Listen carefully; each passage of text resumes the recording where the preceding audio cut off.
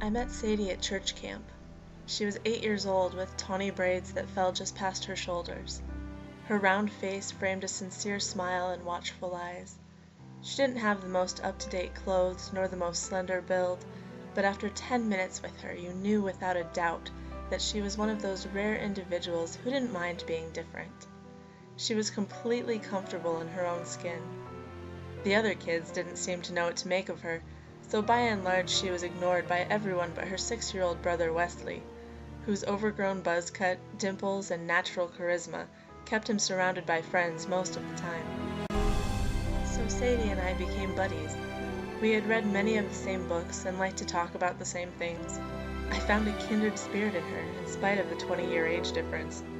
I loved the way she thought and reasoned. I loved her curiosity. We could talk for hours, and so we did. Meals, craft times, and canoe trips were all spent discussing life and love, God and people, the world, family, and everything else we could think of. On our last night of camp, we sat on the pier to watch the sunset. She invited me to come visit her after camp, and I accepted. Not long after summer ended, I drove to spend a Sunday with Sadie and her family. We met at a large old brick church with stained glass windows and manicured lawns. Everything seemed pretty normal. She didn't have any friends her own age, but she introduced me to a couple of people who shook my hand and made small talk.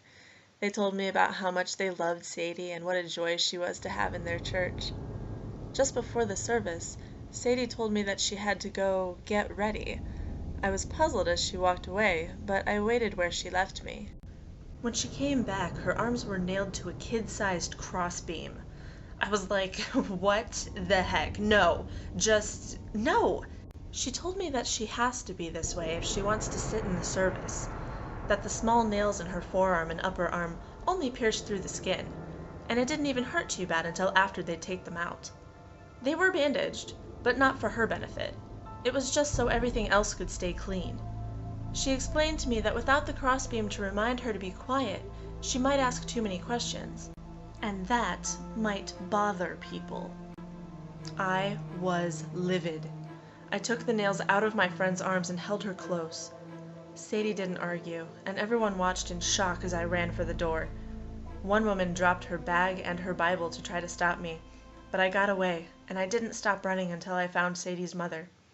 We talked as she cradled her daughter in her arms.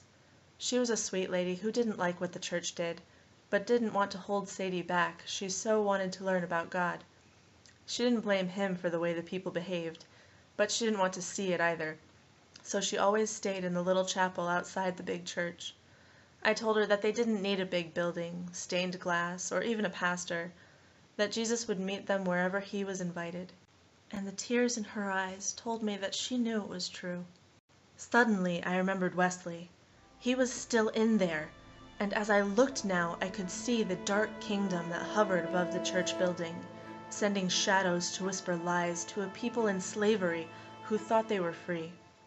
I knew they would never let Wesley go without a fight, so I gathered my spiritual weapons and I began to pray.